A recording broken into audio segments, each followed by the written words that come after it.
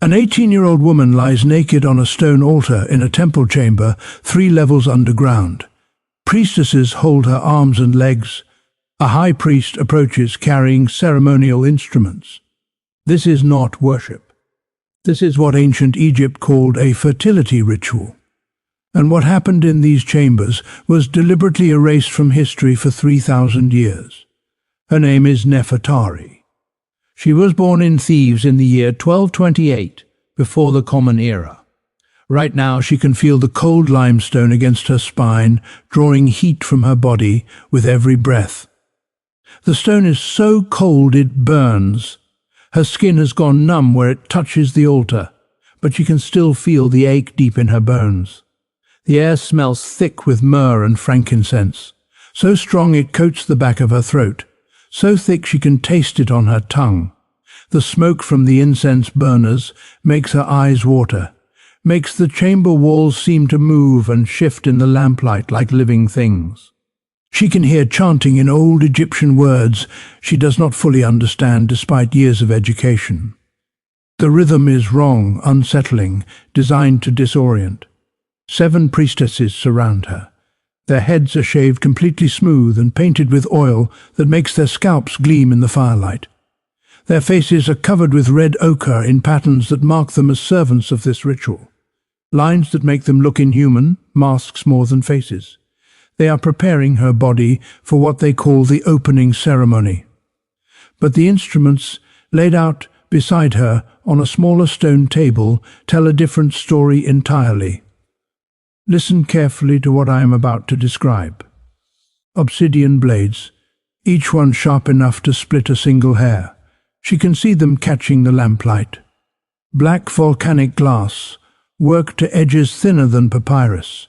Copper hooks with curved edges whose purpose remains unclear but deeply unsettling in their design. Bronze pins with rounded heads. Natron salt piled high in ceramic. Bowls painted with protective symbols. The same substance used in mummification to draw moisture from dead flesh over the course of 40 days. Several other tools that look disturbingly similar to the implements used by embalmer. The people who prepare bodies for their journey into eternity. Why would priests preparing a bride need the tools of death? That question terrifies Nefertari more than anything else. She has been forced to drink bitter herbs mixed with wine, a mixture that makes her tongue thick and her thoughts slow and syrupy. Unable to form complete sentences in her mind, unable to plan or resist effectively, she watches through increasingly hazy vision as the high priestess approaches. The woman's face is hidden behind the red ochre paint. Only her eyes are visible, dark and empty of mercy. She lifts the first blade, holds it up to catch the light, speaks words in a language even older than hieroglyphics, words that sound like curses. Nefertari does not yet know this ceremony. Why will take 3 full days and 3 full nights? She does not know that 70% of young women who underwent this preparation never recovered psychologically, according to medical texts that would be written about cases just like hers.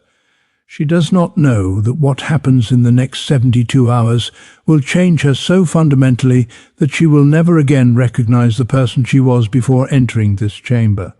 What she does know with the clarity that comes from pure evolutionary terror is that every fiber of her being screams to run, to fight, to resist in any way possible, to do anything except remain passive on this cold stone altar, while they do whatever they are about to do to her body. But in ancient Egypt, a young woman's feelings about her own body mean nothing, less than nothing, compared to what the gods supposedly require. Here's what they never taught you about ancient Egyptian religion. You know about the pyramids and the pharaohs and the golden treasures, but you never learned about the systematic temple rituals that transformed teenage women into psychologically broken vessels. You never heard about the chambers carved beneath sacred sites where young women were held for days before their wedding nights, undergoing procedures that modern doctors recognize as deliberate trauma installation. And you definitely never discovered why so many royal and noble Egyptian women died young, with medical records describing symptoms that modern physicians recognize as severe trauma responses.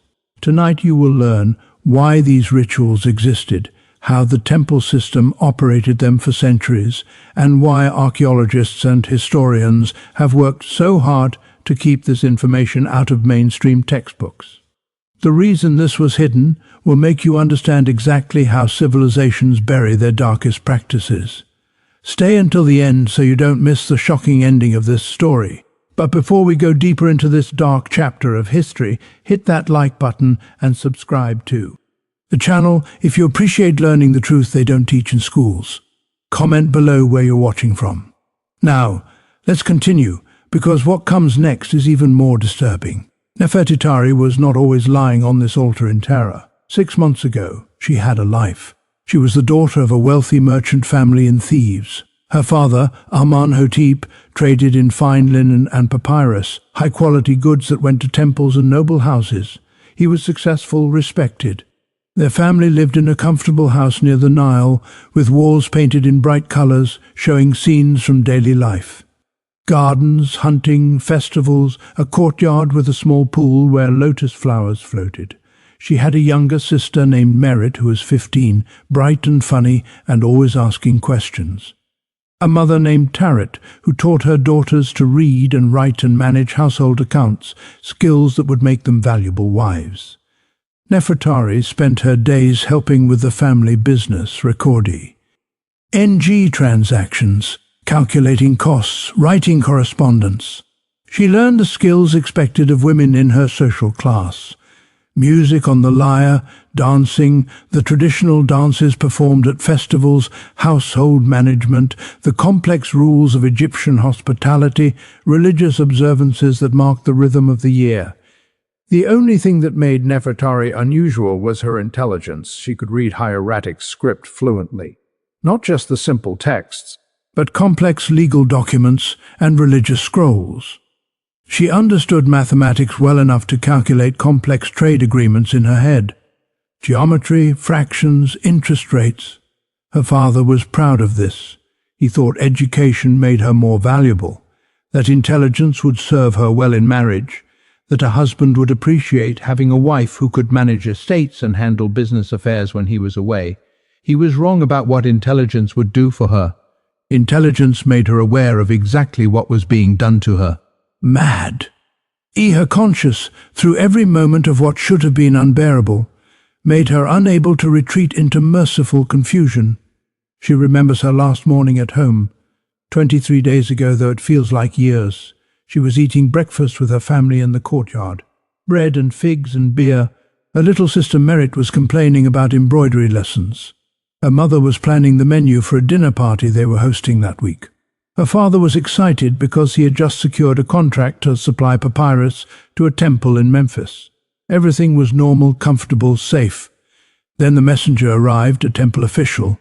He informed her father that the purification fees had been received, that Nefertari was expected at the temple of Hathor the next morning, that she should bring nothing with her, everything would be provided. Her mother started crying, not loudly, quiet tears that she tried to hide. Her father looked uncomfortable but said nothing. Merit asked what purification meant. No one answered her. That night, Nefertari could not sleep. She lay in her room listening to her parents arguing in voices too low to make out words. She got up before dawn, said goodbye to her family. Her mother held her for a long time without speaking. Merit gave her a small amulet of Toret, the goddess who protects women in childbirth. Keep this with you, she said. It will keep you safe. Nefertari still has that amulet. They let her keep it. One of the priestesses wears it now. She saw it hanging from the woman's belt, her sister's gift, a reminder of everything she has lost. You need to understand something. She was not a criminal, not an outcast, just a normal young woman from a good family. But let me explain how the system worked. How normal families delivered their daughters to this fate. How an entire civilization built machinery around destroying young women in the name of the gods, and somehow made it seem acceptable, even necessary, even sacred. You need to understand this. Without understanding the system, none of what happened makes sense. Ancient Egypt was a theocracy. That means priests controlled everything. The pharaoh was supposedly divine, but the priests interpreted the will of the gods. They ran the temples, which were not just religious sites, but massive economic and political institutions. Think of Egyptian temples as corporations, governments, and churches all rolled into one. They owned land, controlled trade routes, collected taxes, held courts, and they had absolute authority over religious matters, which in a theocracy meant absolute authority over everything. The Temple of Hathor at Dendera, the Temple of Isis at Phyle, the massive complex at Carrick. These were not just buildings, they were power centers that controlled the lives of millions of people for thousands of years. And at the heart of their power was control over intimate relations and fertility. The priests understood something fundamental. If you control reprodu, Sishian, you control society. If you control how people think about their bodies and their desires, you control their minds. So they built an entire religious system around the idea that fertility required divine intervention, that the gods demanded specific rituals to ensure children were born, that young women needed to be prepared through sacred ceremonies before they could fulfill their purpose of bearing children. This was the official theology, the public story. What actually happened in those underground chambers was something else entirely. When a noble family arranged a marriage for their daughter, the temple got involved. This was standard practice required. The bride had to undergo purification rituals before the wedding. That is what they called it, purification. The family paid substantial fees to the temple. They believed they were ensuring the gods would bless the marriage with children. They had no idea what those purification rituals actually involved. Or maybe they knew and did not care. Maybe the systematic destruction of their daughters was the price they were willing to pay for social advancement and divine favor. The preparations began weeks before the wedding. The bride was taken to live in the temple, isolated from her family, placed under the control of priestesses who specialized in these rituals. She was told this was to ensure ritual purity, to prepare her spiritually for marriage. The reality was something far darker. Let me be clear about something. This was not a few bad priests acting in secret. This was the system itself, officially sanctioned, religiously mandated, economically incentivized. It happened in major temples across Egypt for most of their 3,000-year civilization, thousands upon thousands of young women over centuries. So Nefertitari was trapped, no way out. Her family had paid the fees, the contracts were signed, the wedding date was set, and what happened to her next is where this story becomes truly horrifying. The preparer. Torn rituals followed a specific pattern designed by priests who understood human psychology better than we give them credit for. This was not random cruelty, it was systematic, refined over centuries, tested and perfected. The first phase was isolation, complete and absolute.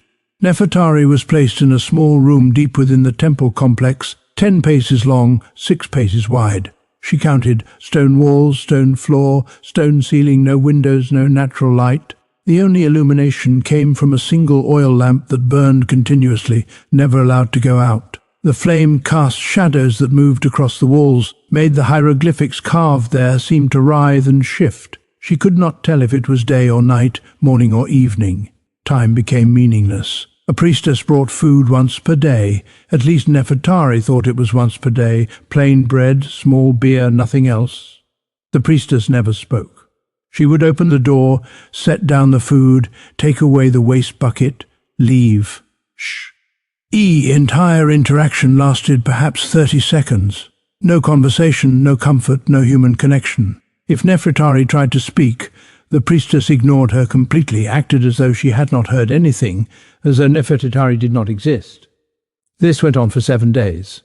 7 days of complete isolation, broken only by these brief visits that taught her the same lesson over and over and over. You have no power, you have no voice, you exist only to obey. By the 3rd day, Nefertari was talking to herself just to hear a human voice. By the 5th day, she was talking to the shadows on the walls, creating conversations in her head. Anything to maintain some sense of connection to reality. By the seventh day, she was so desperate for human contact that she looked forward to the priestess's 30-second visits with pathetic eagerness, would try to catch the woman's eye, would smile desperately, would say thank you even though she knew she would be ignored. Modern psychologists call this sensory depart. Evasion and social isolation. It is a technique that breaks down psychological defenses faster than almost anything else. Experiments done in the 1950s showed that even a few days of isolation causes hallucinations, paranoia, loss of sense of self. The Egyptian priests had discovered this thousands of years earlier. They knew exactly what they were doing. After 7 days of this, Nefertari was already different, more compliant, less certain of herself, less sure of what was real and what was not, ready for the next phase. You are probably wondering how anyone could do this to another human being. The second phase was what they called cleansing, but it was really about stripping away identity, about transforming a person into an object. Nefertari was taken from her cell, led through corridors by 2 priestesses who held her arms. She had not walked in 7 days. Her legs were weak. She stumbled. They half carried her, brought her to a bathing chamber, large, lit by dozens of lamps. A stone pool in the center filled with water, steam rising from it. The heat was overwhelming after the cold of her cell. She could barely breathe. The priestesses stripped her naked, not gently. They tore off her shift, pulled away her sandals, removed the small amulet Merit had given her. She tried to hold on to it. They pried her